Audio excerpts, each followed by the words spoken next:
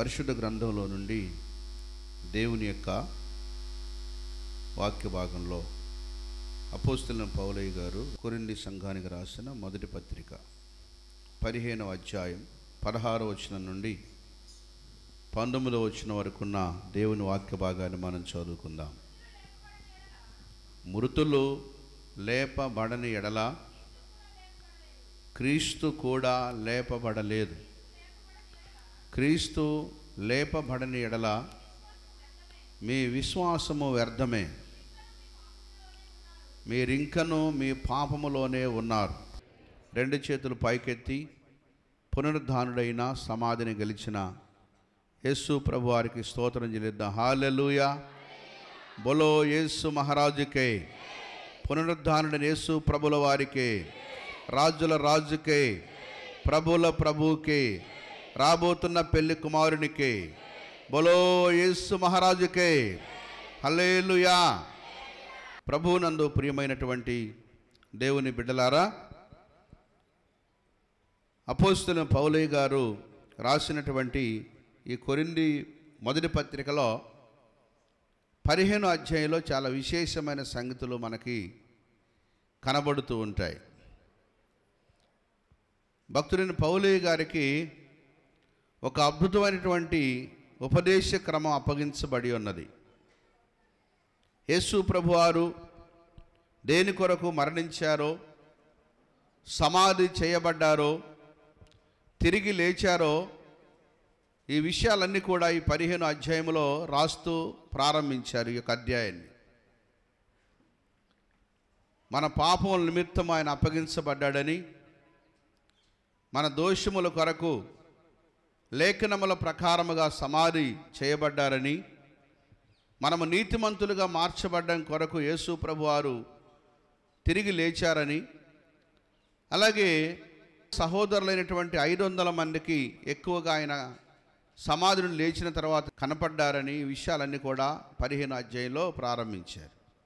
ఇక ఈ అధ్యాయం అంతా కూడా క్రీస్తు యొక్క పునరుద్ధానాన్ని గురించి మాత్రమే లిఖించబడి ఉన్నది.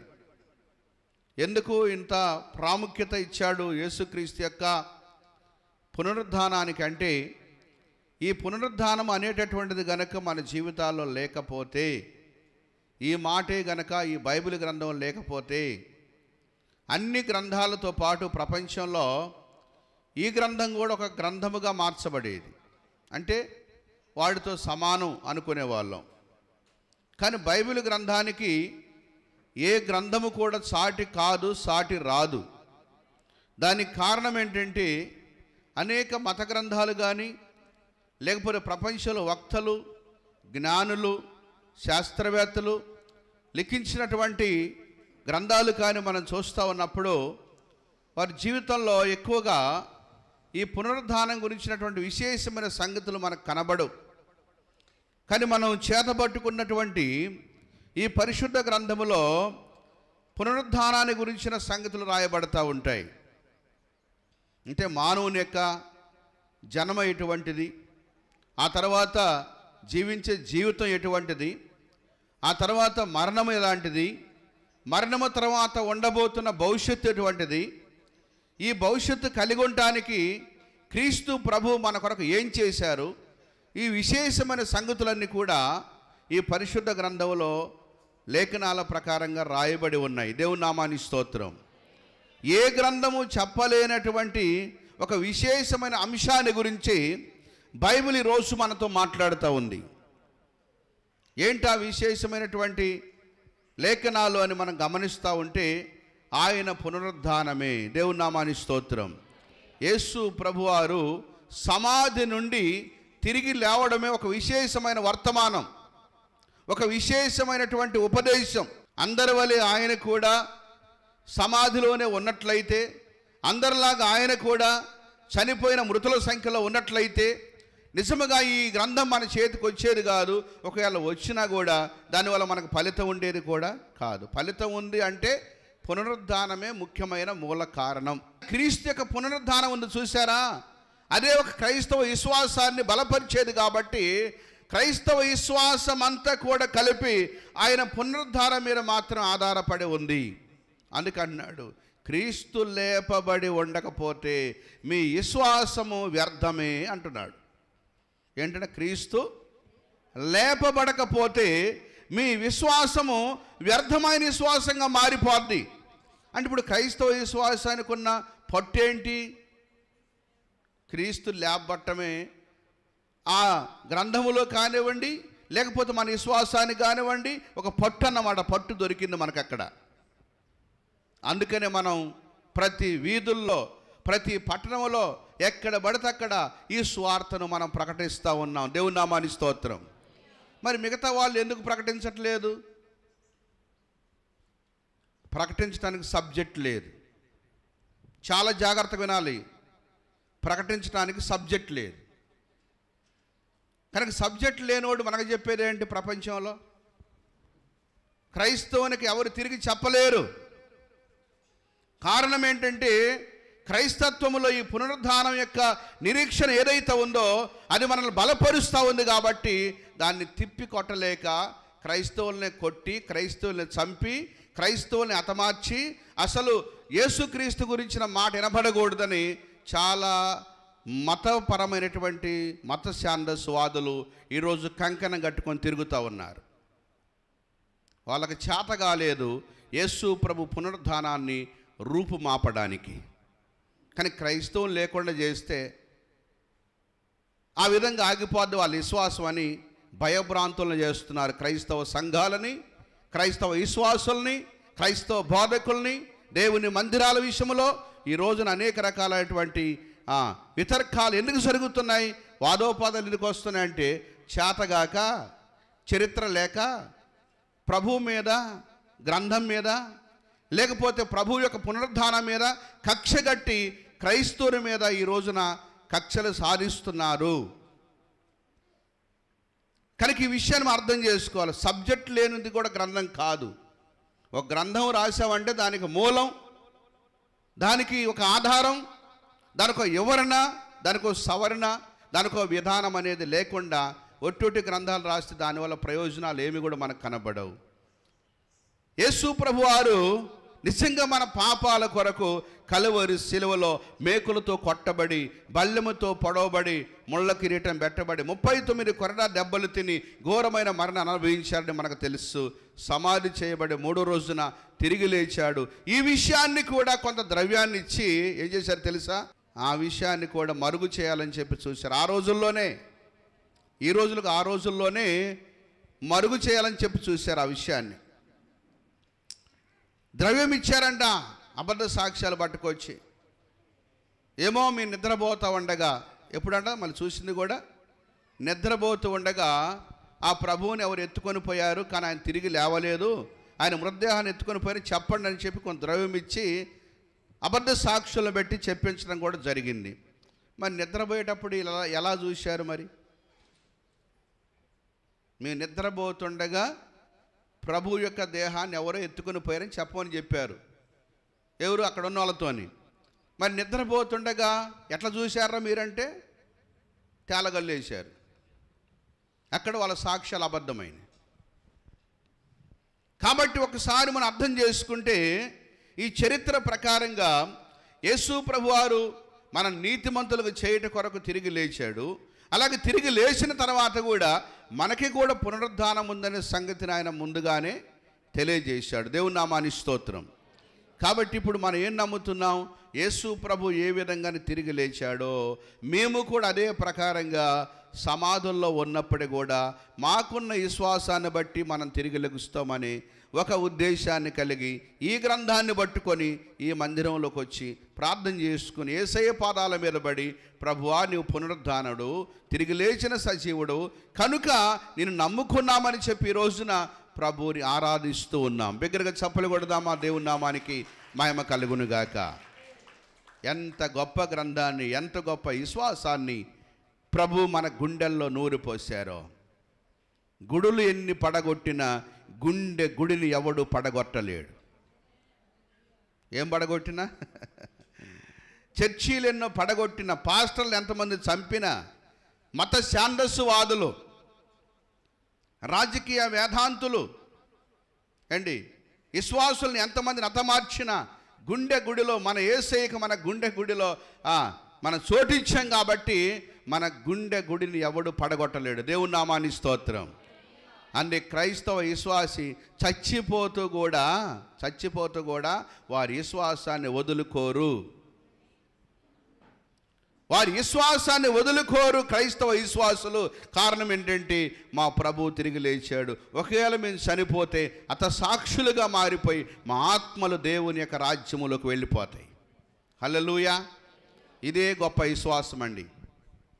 కాబట్టి ఈ విశ్వాసం ఏదో యేసు ప్రభు వారు తిరిగి లేచిన తర్వాత ప్రారంభించబడలేదు, కానీ యేసు ప్రభు కంటే ముందుగా ఉన్న భక్తుల్ని కొంతమందిని మీకు జ్ఞాపకం చేస్తా, తర్వాత ఉన్న భక్తుల్ని జ్ఞాపకం చేస్తా. మనం ఏం చేయాలో జ్ఞాపకం చేస్తాను. చాలా జాగ్రత్తగా మీరు వినాలి. ఈరోజు అన్నిటికంటే లోతుగా ఉండే సబ్జెక్ట్ ఏంటంటే పునరుద్ధాన విషయాలు చాలా లోతుగా ఉంటాయి. మిగతాయిన మామూలే. కుంటోలు గుడ్డోలు బాగుపడేది, నొప్పులు పోయేది, అప్పులు పోయేది, తిప్పలు పోయేది, పెళ్ళి అయ్యేది, పిల్లలు పుట్టేది, ఇవన్నీ సహజం లోకంలో. దేవుడు ఇవన్నీ చేస్తాడు. కానీ ఈ రోజున సబ్జెక్టు పునరుద్ధానం కాబట్టి దాని గురించి కొంచెం లోతుగా మనం ఆలోచించాలి. ఎందుకంటే ఈ పునరుద్ధానము దగ్గరనే మన విశ్వాసాన్ని మనం బలపరుచుకోవాలి.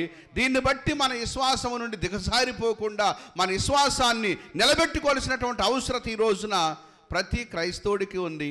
అలాగే ప్రభువును అంగీకరించే నూతనంగా వచ్చే విశ్వాసుల బిడ్డలకు కూడా ఉందని మీకు జ్ఞాపకం చేస్తూ ఉన్నాను.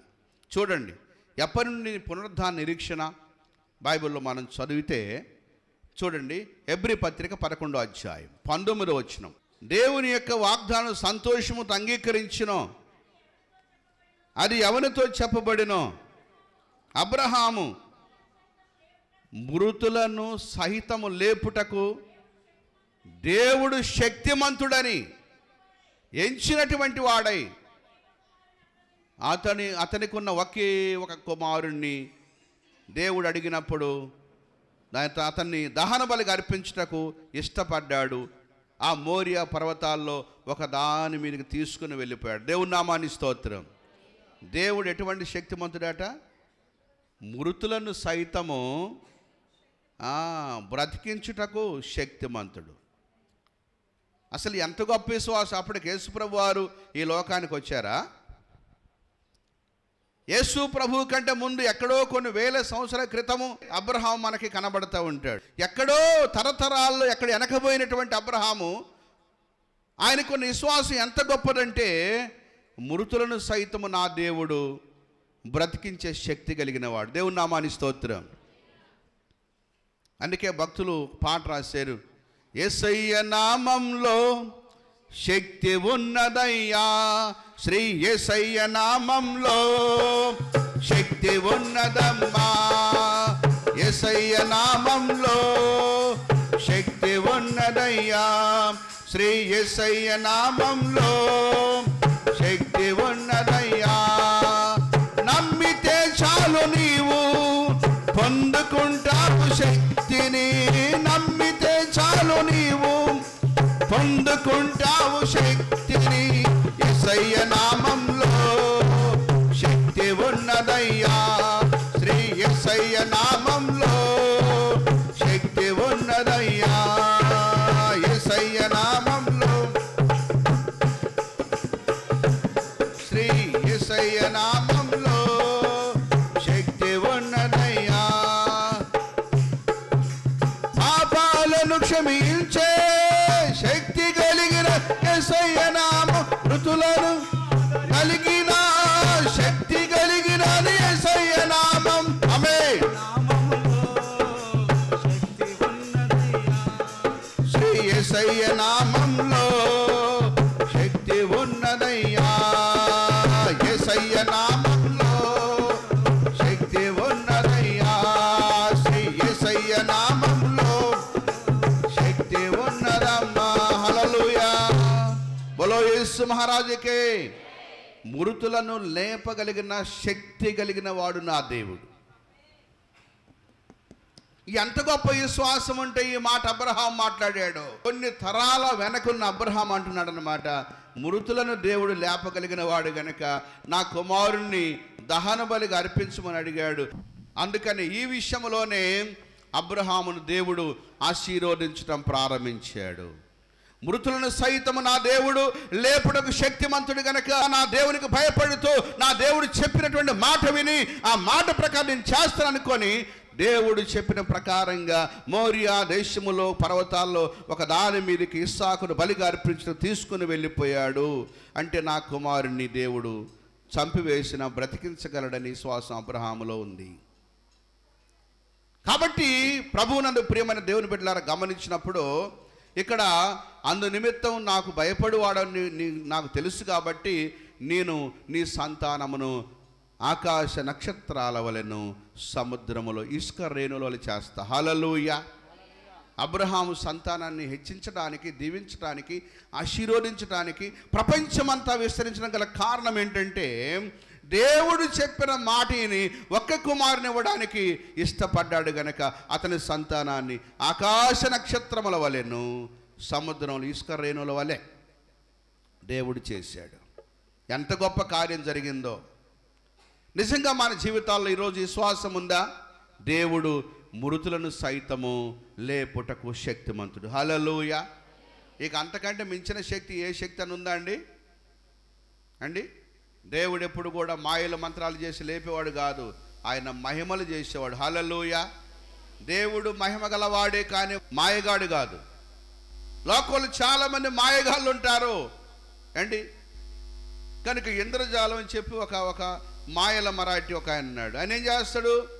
చంపినట్టు చంపి బతికించినట్టు బతికిస్తాడు. 2 ముక్కలు నెట్టే ఉంటుంది మనిషి, మళ్ళీ 2 ముక్కలను మళ్ళీ అతుకుపెట్టినట్టు ఉంటుంది. అది నిజమేనా? అంటే మన కళ్ళు గప్పి ఏం చేస్తాను చెప్పండి? అది మాయ, మహిమ.